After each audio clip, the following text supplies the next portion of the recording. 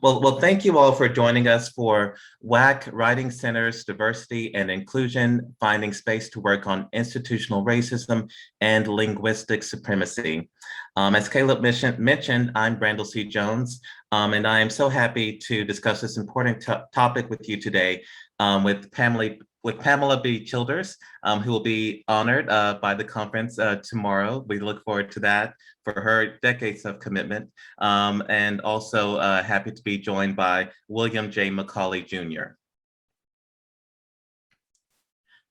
Before we jump into the presentation, we want to recognize the native lands on which we reside, and we join Colorado State University in acknowledging these native lands from which we work.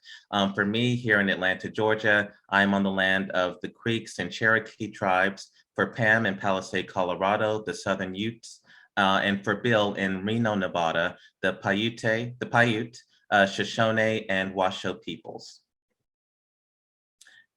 Just a quick overview of the format for our session. We will each present for about 10 to 12 minutes. At the end, each of us will, at the end of each of our segments, we will present a question, which will be an option for later discussion.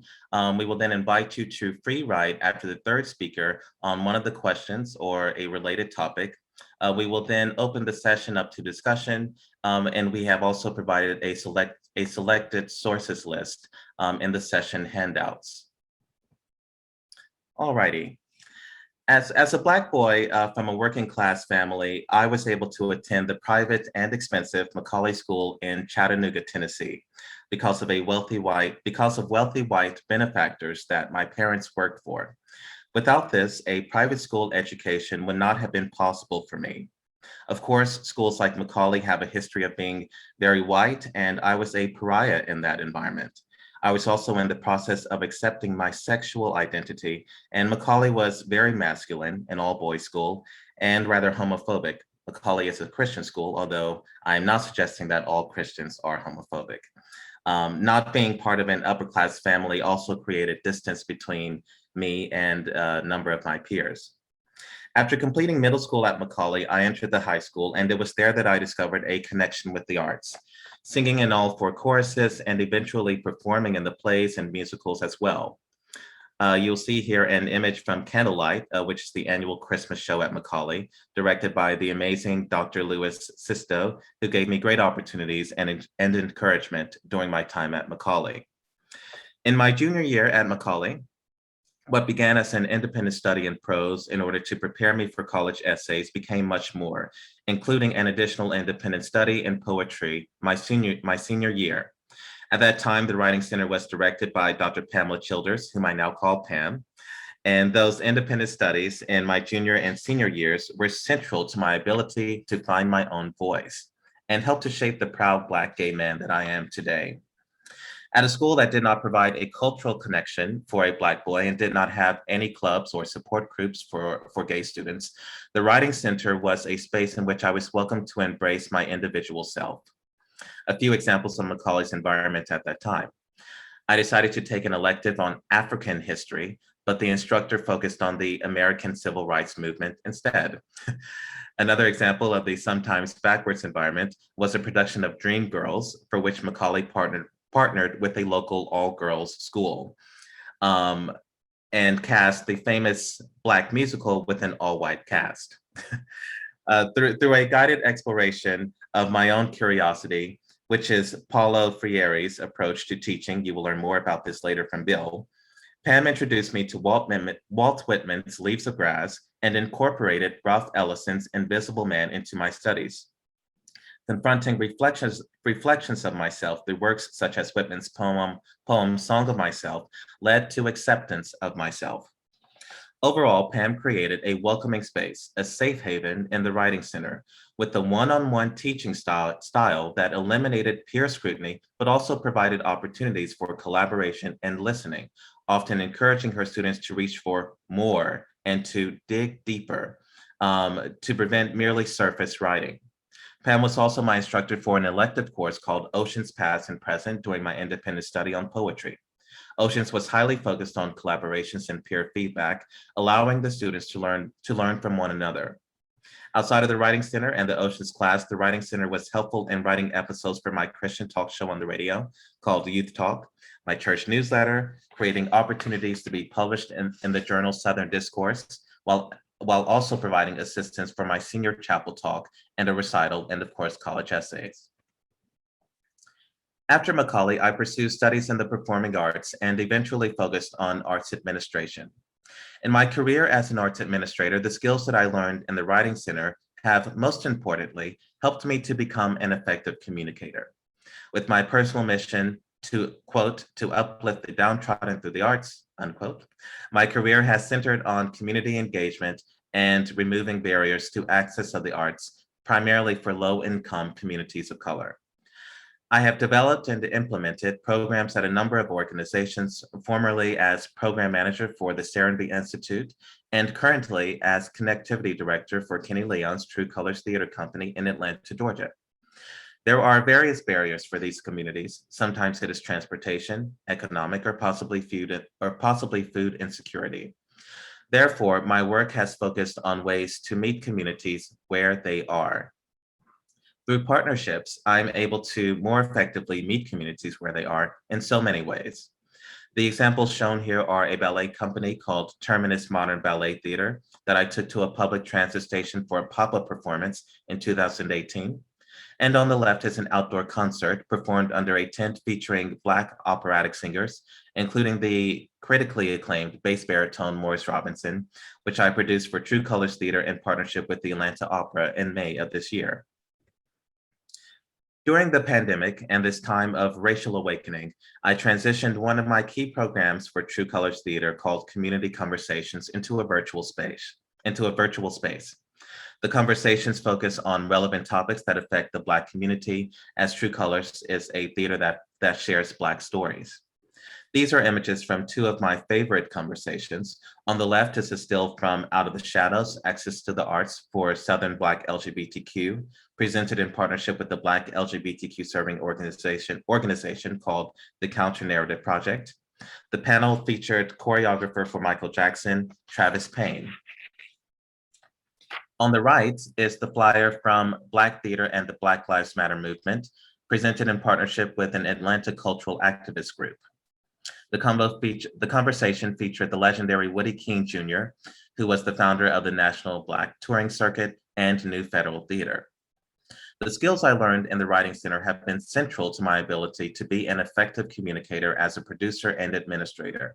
Communication is key in my work, such as pitching proposals for original programs to community partners and sponsors, negotiating contracts with artists, leading teams for special collaborations, and being a grant panelist for local and state governmental entities. I'm constantly communicating through writing, and the Writing Center taught me how to communicate concisely and briefly, focusing on the essential information while doing so in a way that is true to my unique, authentic voice. During this time of cultural awakening, arts leaders of color are advocates for their communities, and we are needed now more than ever. And it is for this reason that having the ability to communicate effectively matters. Over the past few years, I have found opportunities to become a more outspoken advocate for overlooked communities, and some of these opportunities have involved Pam. We remain connected since my time at Macaulay, and we have collaborated on meaningful projects, such as assisting one of the victims of the Leesburg Stockade incident to form a blueprint and research for her book. The Leesburg Stockade incident was an appalling act of injustice in which 15 African-American girls were arrested for legally protesting discrimination in 1963, and they were imprisoned in an abandoned stockade for over a month in the blistering summer heat of America's Georgia, deprived of many basic necessities. Our most recent activism involved writing letters to push for equity and a safe environment at Macaulay for LGBTQ students and faculty. As you may have gathered from my experience, Macaulay has a history of being a space in which its LGBTQ students are not able to learn without harassment and discrimination. And Pam and I felt that our connections with the school could make a difference. Although there is still much work to be done and we are still pushing for greater reform with our brave voices, the school has amended its policies to include LGBTQ, and it is forming a club for the LGBTQ students, which are steps in the right direction. I also use the community conversations for True Colors as a form of advocacy by bringing together leading voices to hopefully inspire tomorrow's leaders, such as the conversation and event Art Meets Activism, John Lewis, C.T. Vivian, and the Baptism, which I produced this past spring for True Colors with the partner organizations shown on the flyer. This was presented in honor of the 56th anniversary of Bloody Sunday. I'm also finding ways to communicate stories of my community through playwriting. Moving forward, I plan to continue listening as an administrator, writer, and public servant. Now that you know my story, my question for our group discussion to come is, how is my experience the exception or the rule for students of color who participate in high school WAC programs and or writing centers?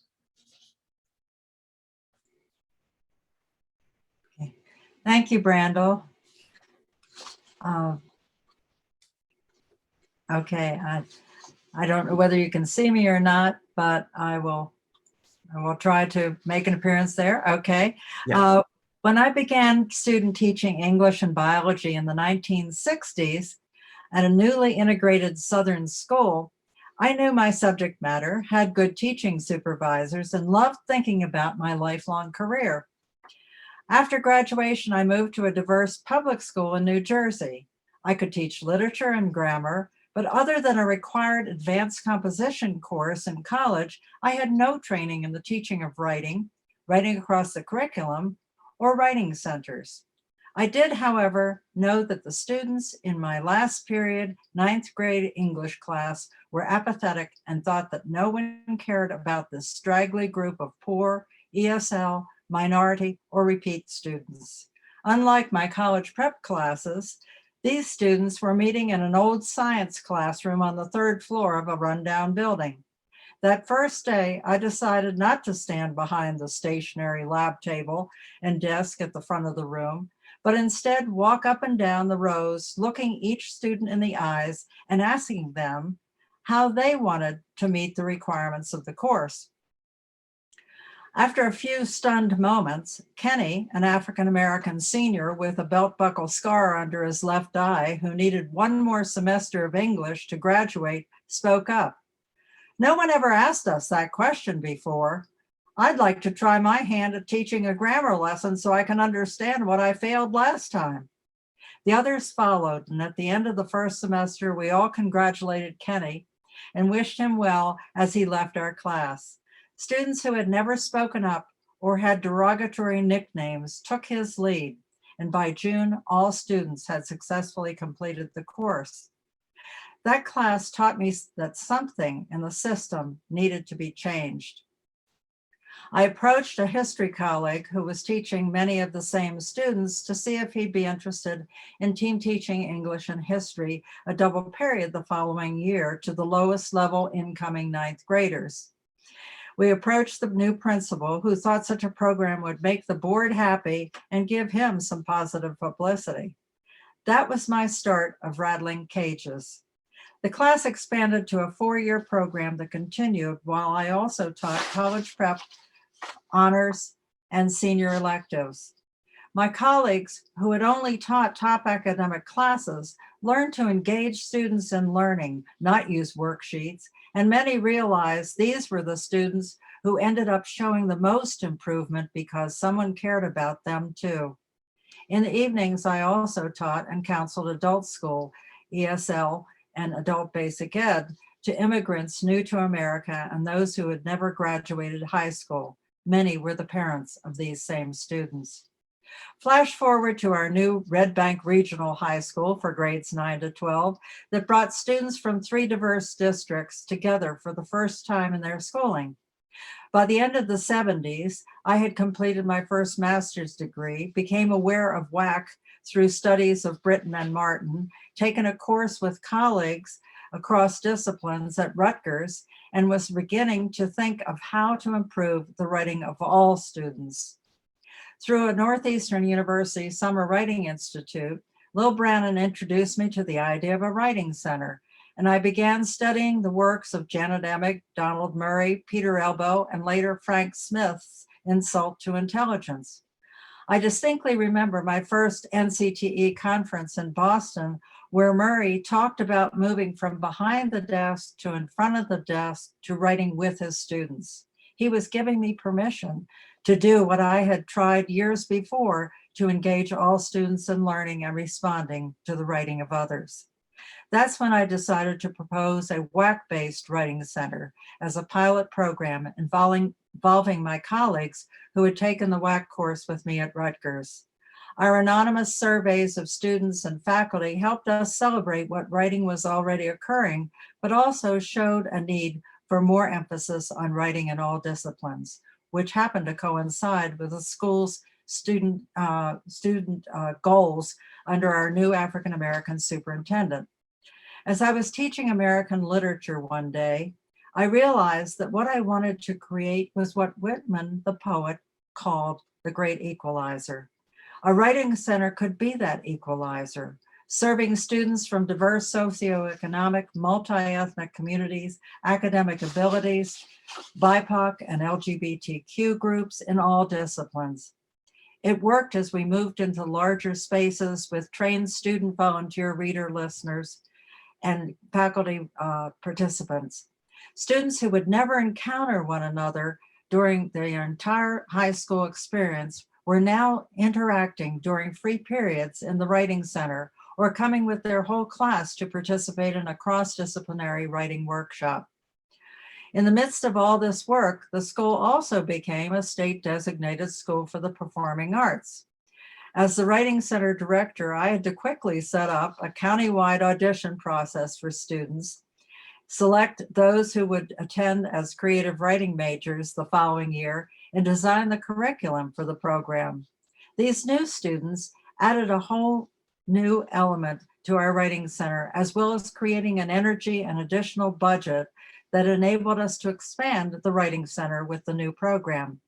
We were able to attend one-day conferences, publish literary calendars and magazines, have poetry readings, participate in master classes, and allow all students in the school to become part of this great equalizer. Then in 1990, I was invited to interview for a new endowed chair at an independent boys college preparatory school in Chattanooga, the one Brandel attended. NCT had just published my first book, The High School Writing Center, and the chair of the search had used a chapter or two to prepare the committee. When offered the position, I realized this was a perfect opportunity to make a difference at yet another educational institution. I reflected on what I had learned from starting that first WAC-based writing center, creating a safe space for all students, encouraging writers to take risks with drafts, learning how to really listen in dialogic exchanges, offering challenges to critical thinking skills, being able to laugh at oneself, developing collaborations among various groups, and setting the tone of acceptance in a student-centered environment. Those were the most important qualities about directing that WAC-based writing center. Next slide, please. Next slide, please, Randall. Oops. Okay. My apologies, I have a slight delay here. Okay. Oh. You'll give me 1 second here. I'm going to have to go out. I'll keep talking. Frank Smith's The Book of Learning and Forgetting reminded me of the joy of learning.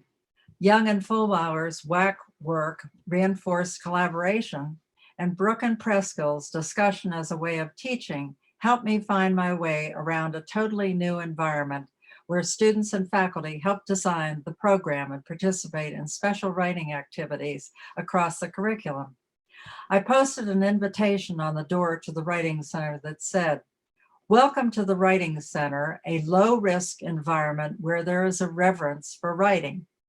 Little did I know that invitation would open the door for many disenfranchised students.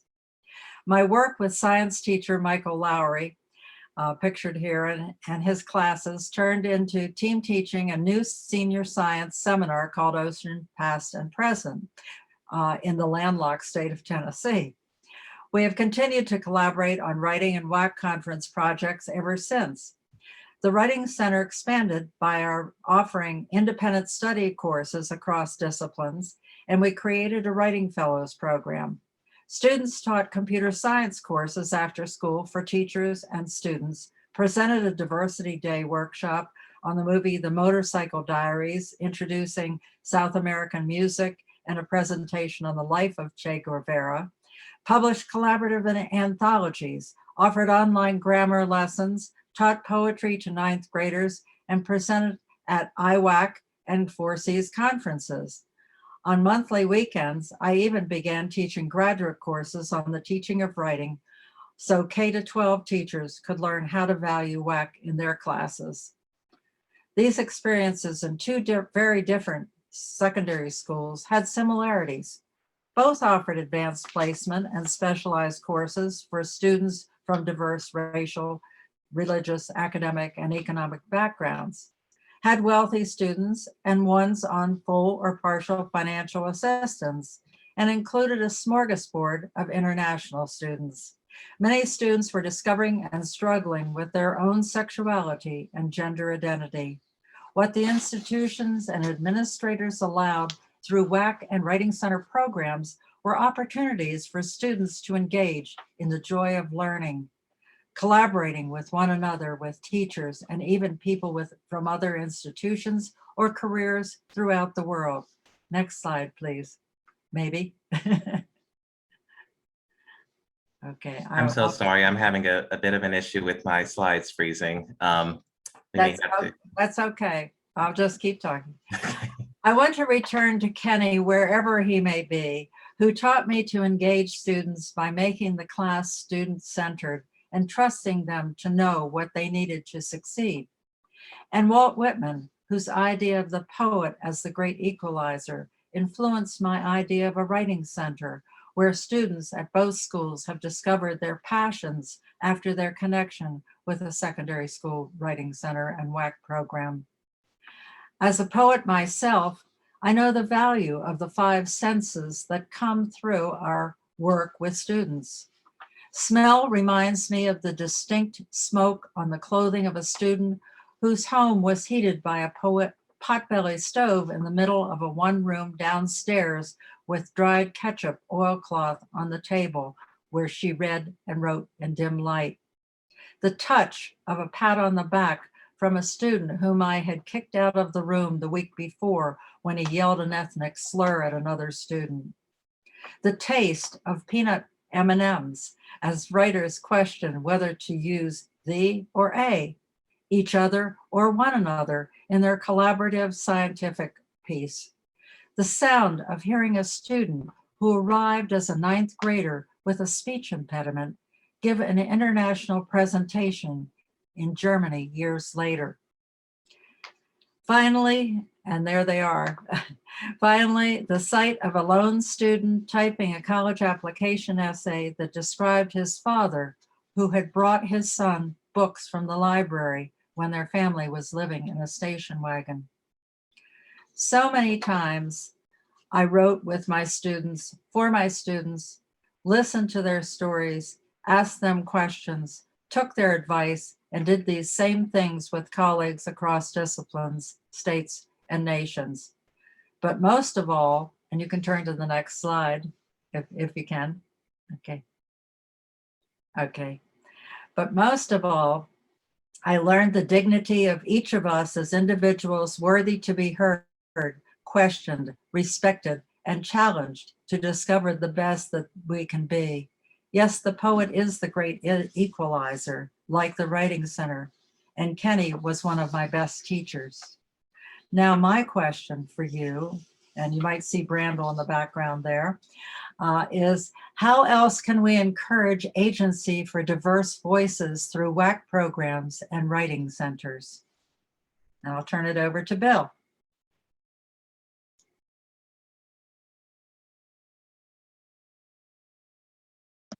I guess I should unmute. Can we move to the next slide, Brandel? Absolutely. Give me 1 second here. I apologize, everyone. I'm sorry, my slides are freezing on me. So it's not happening before. No, this is a new problem. Yes. I'm going to go ahead. Okay. I was moved to a small town in the Midwest when I was 8. I was told by more than one kid in my new town that they couldn't play with me because I was Catholic. I'm not. Some avoided me because I was an idol worshiper, because that's what they believe Catholics do, I guess. I don't. One kid called me an idolater. I didn't know what an idolater was, and neither did he apparently, but I knew what an outsider was then, and I knew I was an undesirable one. My family's vision for a better life in the Midwest was never particularly specific. When my parents wanted to buy their first and only house, they didn't notice right away that they were being shown homes in only Black and Latinx neighborhoods. Diversity was normal to us in New York. What stung my folks was that the choice was someone else's, and it was punitive. Imagine what others with less privilege experienced then and now. I'm still not sure which room was for all of my statues and idols, though. My undergrad career was irregular. I had tried college once before and hated it. I also hated most of the jobs I'd been able to get to that point. I was a non-traditional student with a very blue-collar life, so no one I knew really could say what to expect from college. Like buying a home, it was a good thing, a lot of money, and not much on details. But we certainly did know in very tangible terms what the absence of education meant. My dad didn't get to finish 9th grade, and my mom was not allowed to use her full Regents scholarship to go to art school. As much as we believed in education, my going to college challenged familial systems in significant ways. What are they teaching you over there anyway? Was a frequent rhetorical question and demonstration of disdain. While I was in college, I started taking studio art classes, and there experienced a lot of autonomy and control over my work.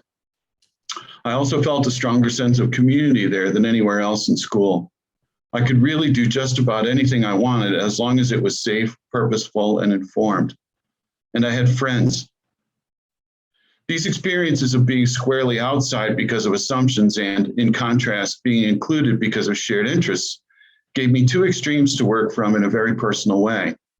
My focus on student writing empowerment certainly reflects and engages these experiences. I've continued to seek that sense of community all over higher ed. My 30 plus years working with writing centers is where I found my greatest sense of belonging in academia so far. I still believe that student writing can be a community too. My research responds to these conditions and explores studio pedagogies for teaching writing, believing that my studio experiences were not unique. I've studied agency and self-efficacy via social psychology, brain development, and young adult psychology. Together, these interests have provided a much richer context for empowering student writers. Over the past 4 years, I've been studying Oxford's tutorial system. An elite institution to be sure, but their teaching methods assume competence and capability, and the possibility that every student could be exceptional. And that's actuated through mentoring and guidance. This has lent itself well to my current interest in mindful writing that emphasizes awareness of the writer, the writing, and the written. I've found that much of my research resonates with my DEI work as well. In these cases, I keep finding the same complication though.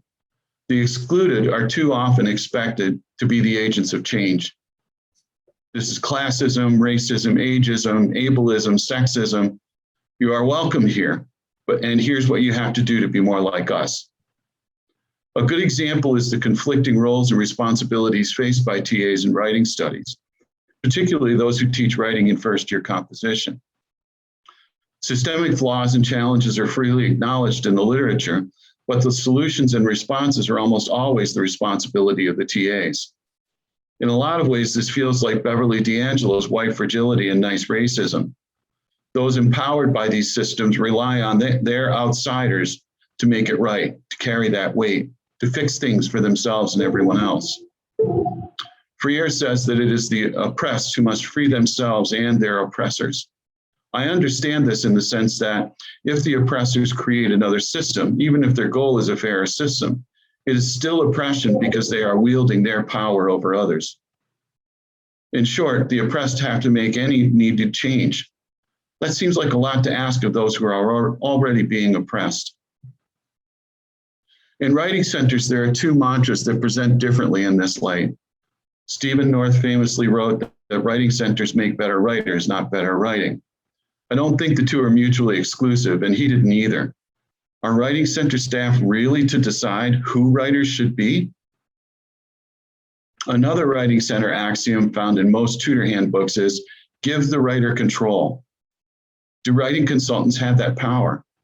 If so, aren't they oppressive in cast, if not in practice, even if they give control away? Writing center staff are usually trained in what is called non-directivity. This means that tutors don't just tell writers what to do, even though student writers quite often ask for exactly that. Even non-directivity can become oppressive when it is done poorly. It can turn into a weird game of tag or, guess what number I'm thinking of? The writer has to chase the tutor to guess at the right answer, even though the tutor is never telling the writer what to do. There is a power differential there, even if the tutor is reluctant to take on any of that power overtly. Just the choice is power, as is denying that power. When Vershawn Young and other scholars use a dialect other than standardized written academic English, it provokes very strong responses from audiences in our field, and many of those responses are not positive. Writing teachers and writing centers right now are working to help students use the discourses that are valued in the academy. It is too easy for students to then assume that other discourses that they have found meaningful and useful have little or no value. So often the discourses our students have grown up using to make sense of the world around them. What happens when family and neighborhood logics are used in school? What happens when Professor Young and other scholars deploy other discourses in their professional writing or speaking? Think about Cornel West and his recent bid for tenure at Harvard. His are the engaging mind and discourse of one of the most recognizable public intellectuals today.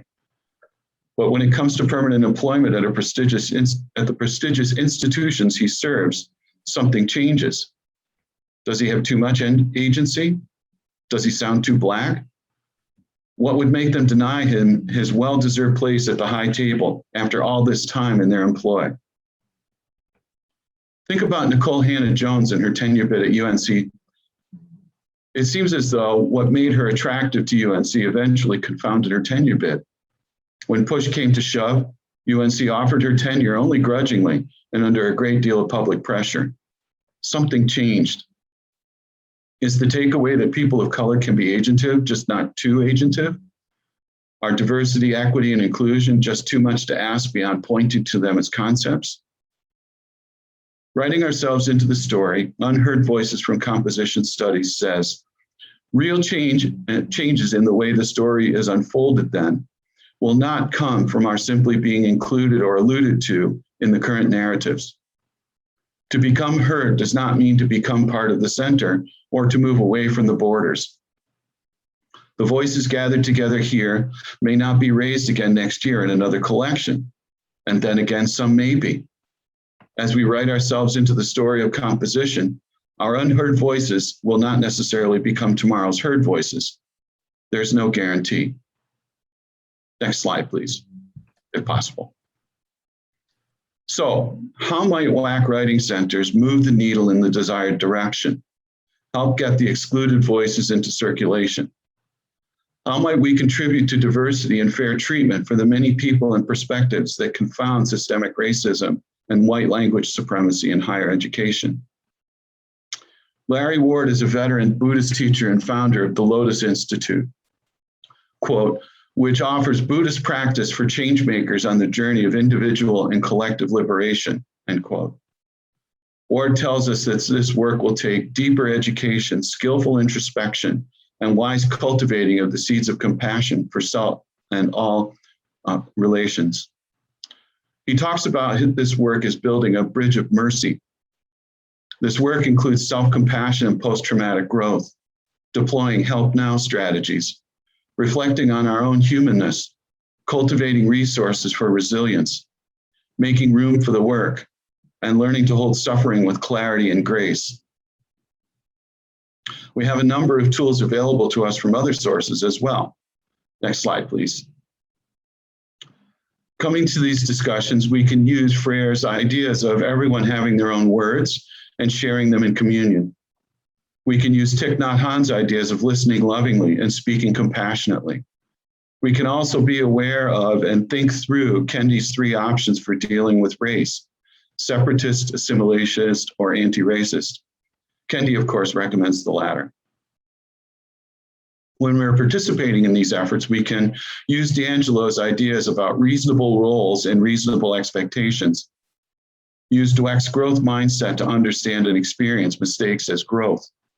Remember that Cornell recently said, do you have a fingerprint? Then you have a voice. Use it. Trust the truth of Gonzalez, Mall, and Amonte's advocacy for funds of knowledge from outside of the campus and invite those other perspectives. Remember Heifetz's differentiation between technical problem solving, here's a problem, here's a solution, and adaptive change, which is a problem that will require broader work and unfamiliar responses, and understand what is being undertaken. To grow from these experiences, we can use the Oxford tutorial premise that everyone, especially those othered by existing systems, is more than competent and possibly exceptional. Use Chris Argyris's concept of double loop problem solving to dive more deeply into why these issues exist, ask why, and work for solutions. Remember Alina Tugin's critique of our culture's constructing our discomfort with error. We have to get comfortable with making mistakes and being wrong sometimes. Remember Amy Lombardi's critique of our professional discourse on WPAL and resist the habit of hyper-macroizing difficult topics like systemic racism and white language supremacy, forgetting the people who are directly impacted by our work or lack of it. We in writing centers, especially WAC-based writing centers, are especially well positioned to take on this important work because we do similar work every day with student writers approaching diverse disciplines. But we must acknowledge our power. Like my friend Lisa Lee says, use your privilege. We can extend WAC Writing Center work by thinking just as carefully about diversity, equity, and inclusion as we do about APA style and subject-verb agreement. But we have to do the work of preparing ourselves and our staffs for that important work. Paula Freire, Larry Ward, Thich Nhat Hanh, Chris Argyris, Carol Dweck, and many others all offered to help us in this important work. Will we let them? Next slide. So that brings to a close our 3 presentations, and here are the questions that the 3 of us asked. You see Brandel's and Pam's, and mine's there at the bottom. What is the role of WAC writing centers in agency and self-efficacy that serves DEI rather than a white-dominated status quo? So what we'd like to do now is invite you to do a little bit of free writing, because after all, we are writing and writing center people, aren't we? And so you can choose one of these 3 questions or something else that came up during our talks. And we're going to give you about 3 minutes, and then we'll open up discussion from there. And you can use the free writes as kind of a jumping off point if you'd like. So about 3 minutes of free writing, and you can start now.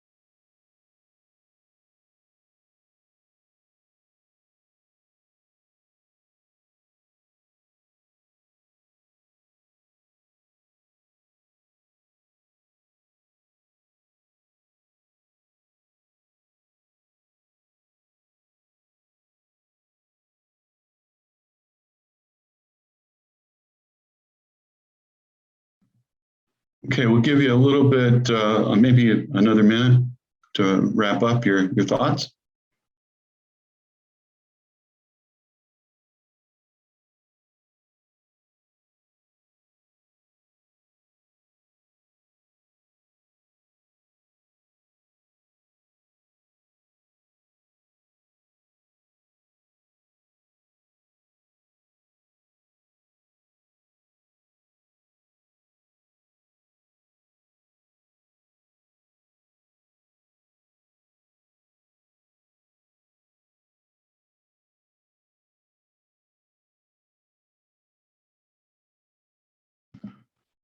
Okay, I think we're good. Okay. Go ahead, Pam. Okay. Can Brandel, can you put up the slide after that one if you want? Or no, we'll leave it like this. This is good. This is perfect.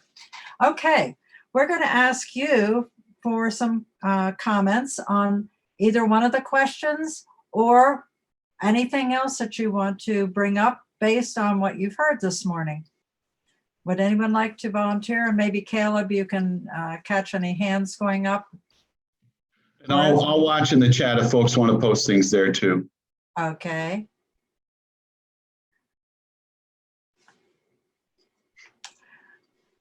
By the way, I think that you, those of you who may have come in later, make sure you have seen the two memoirs that were listed in the chat room. The Asao Anui's book, Above the Well, and Earl Bragg's A Boy Named Boy. Highly recommend those. And the rest of the books that and authors we've mentioned and many others are listed in our selected sources that you can also find. So we'd like to mention that as well. Okay, let's see. All right. Okay, is some brave soul going to be the first to speak? Well, I do want to say that I heard a session yesterday that was dealing with the history of WAC, et cetera, and there was no mention of the National Writing Project and in that session.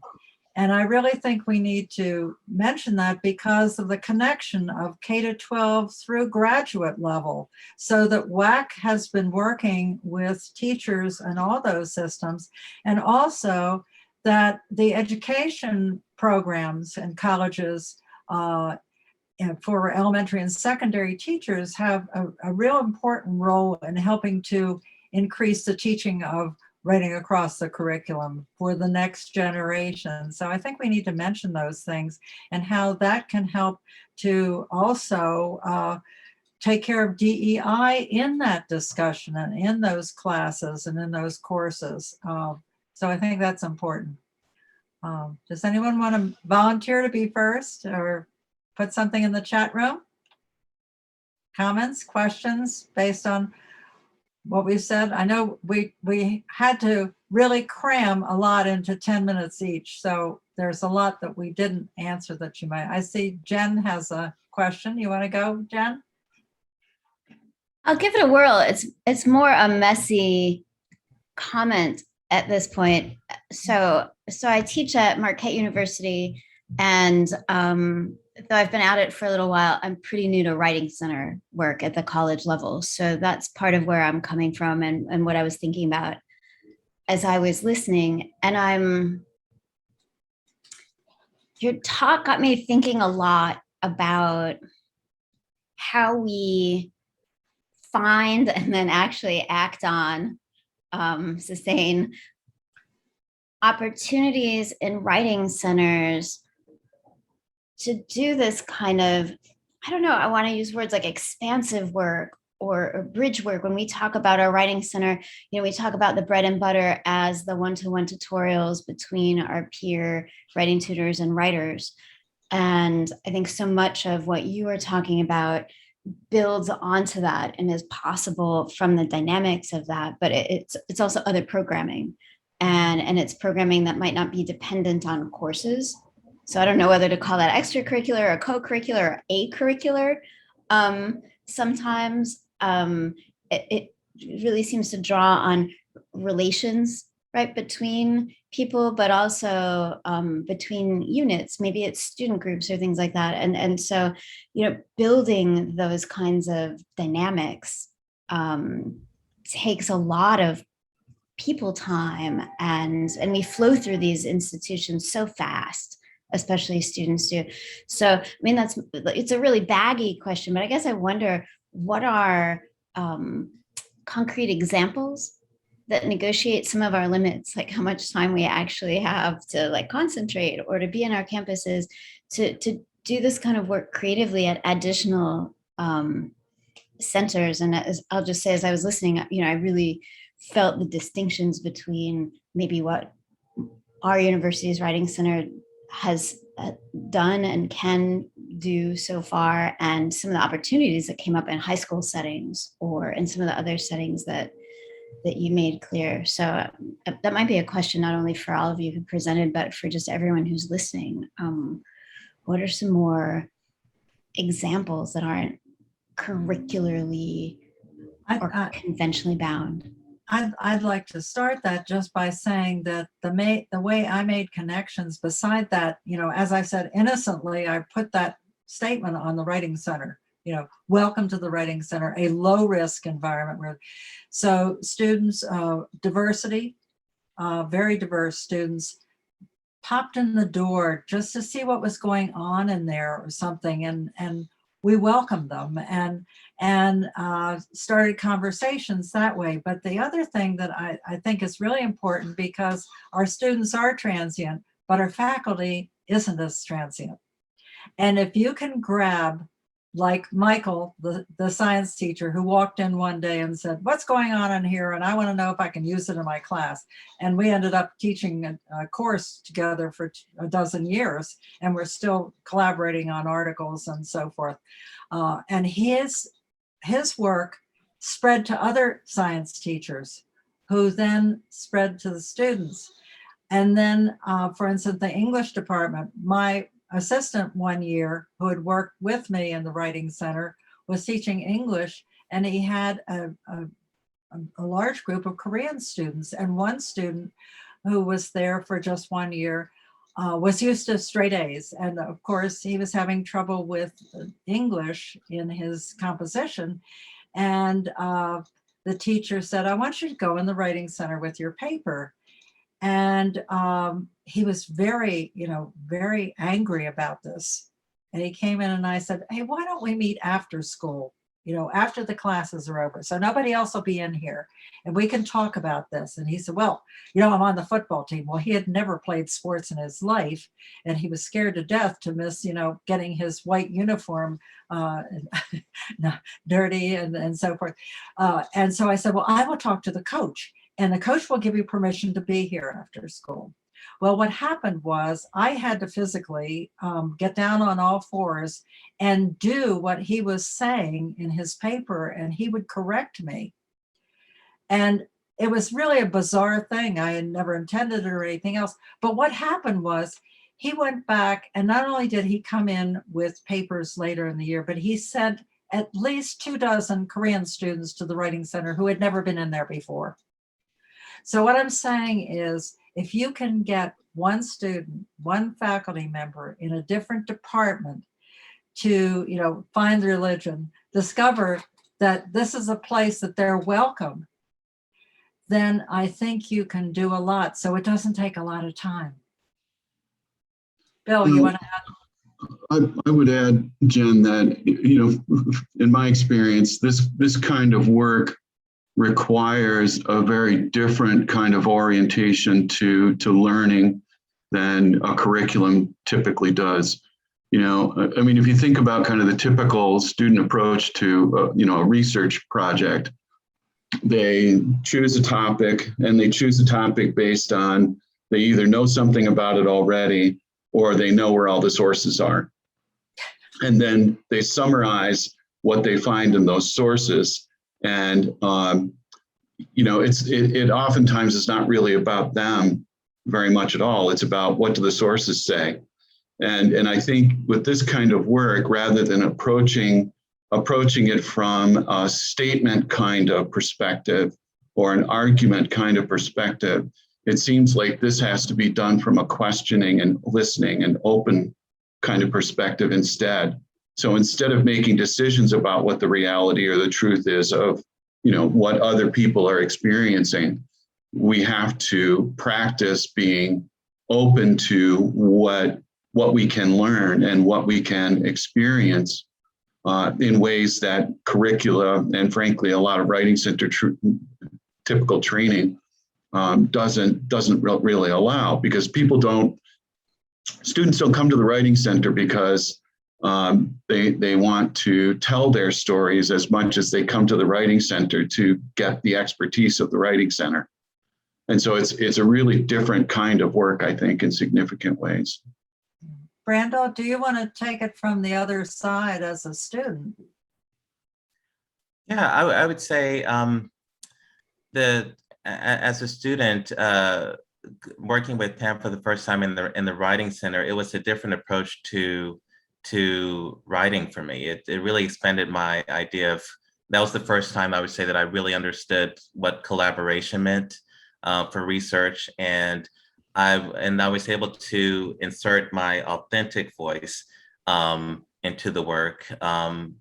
It wasn't simply about repeating what I had read, but I understood what it meant to have a point of view that was authentic.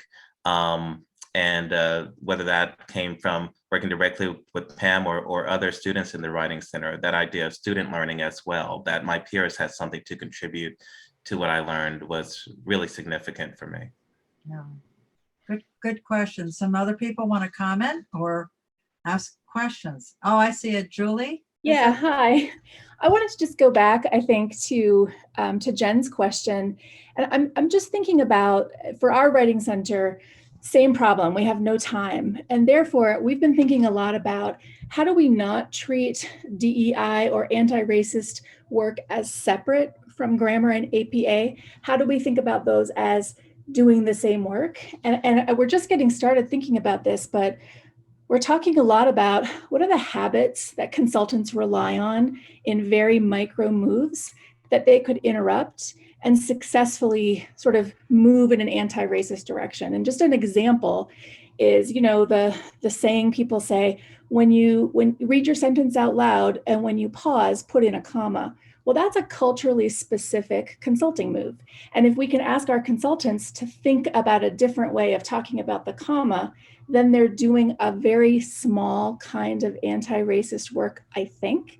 And maybe that's just one tiny piece, but it's a way to start a conversation. So we've been talking a lot about that in my writing center, just about like, what are the habits that you can put a pin in and think differently? And I don't know if that gets at the big work. I don't think it does, but there's time for it inside a consultation. That's how I'm thinking about it. But I would say, Julie, that just from the way you just described that, it's not the same work that we usually do in writing centers. Yeah. And I think that's something that we really need to keep in mind, is that it's, where writing center work tends to come from knowing, DEI work tends to come more from questioning and listening. And, we may not be able to do that within kind of the typical structures that we see in a writing center. We may need to create other kinds of options and opportunities for that work, not necessarily to separate it from the work that we do the rest of the time in the writing center, but to treat it differently because it's a different kind of work, which of course doesn't help you at all because I'm not giving you anything specific. Well, I think another thing is the training that we give to our consultants. I always start with an exercise on having them write about how they go about writing and seeing that they all do it differently. And so there is no right way of doing the writing process. Everyone has an individual one. And if we can train our tutors with the idea that every person that they deal with is a unique individual and has a different way of learning, has a different background, then I think that we can then improve that. So I think that the training of our tutors is a role in there too. Another comment, I think maybe one more, are we right, Caleb, about getting close? One more comment, question? I see some in the chat. Let's see. There aren't any questions in there, Pam. It's just it's just a couple of statements. Janelle actually shared something that we might. When I think about what is important to my students' ability to realize their potential, embracing all of their identities, dialects, and languages, and helping them to learn how to make choices about deploying them is central to my role. Is it too ecumenical to say amen? Man. Yeah, that's great. That's a nice way to end too. We certainly are delighted that we had so many people involved this morning, and we appreciate your attending, and we hope to see you all in other sessions as well. And we hope that we can continue the conversation.